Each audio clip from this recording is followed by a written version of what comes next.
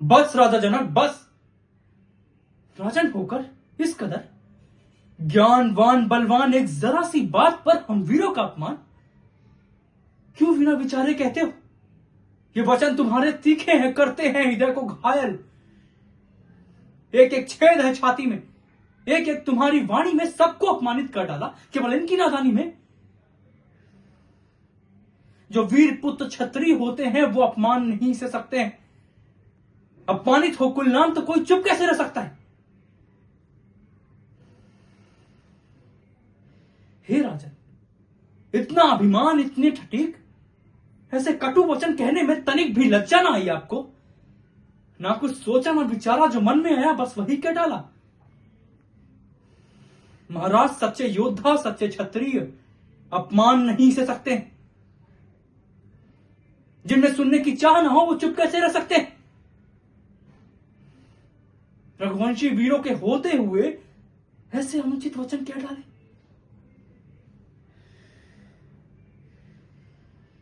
ये शब्द हृदय में चुभते हैं कि पृथ्वी वीरों से खाली है, परंतु नहीं महाराज, मैं पूर्ण विश्वास से कहता हूं कि यह पृथ्वी वीरों की पृथ्वी है। तो जब तक ये वीर है तब तक ये पृथ्वी है। जिस दिन ये वीर नहीं होंगे उस दिन ये पृथ्वी भी खत्म हो जाएगी। लक्ष्मण, इस तरह से क्रोधित होना शोभा नहीं देता तुम्हें। पराक्रम, साहस और बल को भाली भांति जानता हूं, किंतु तुम्हें क्रोध में आकर अपनी गंभीरता को नहीं खोना चाहिए। और राजा जनक तो हमारे बड़े हैं, फिर भी देखो ना, बेचारे महान निराशा में खड़े हैं। भ्राताश्री, आप तो जानते हैं मेरा तो स्वभाव भी कुछ इस प्रकार है कि मुझे अपमान ना गवारा है।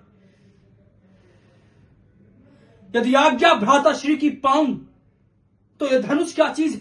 पूरा ब्रह्मांड उठाऊं मैं, जल को थल, थल को जल, खींच लाऊं चांद सितारों को, सुरमे की तरह पीस डालूं पृथ्वी पहाड़ों को।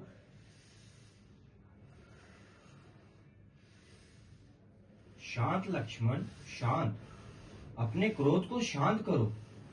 पुत्र लक्ष्मण, राजा जनक को देखो, राजा जनक दुख में को समझो। तुम रघुवंशी को क्रोध शोभा नहीं देता। जाओ, अपने स्थान पर बैठ जाओ। जैसी आज्ञा गुरुदेव।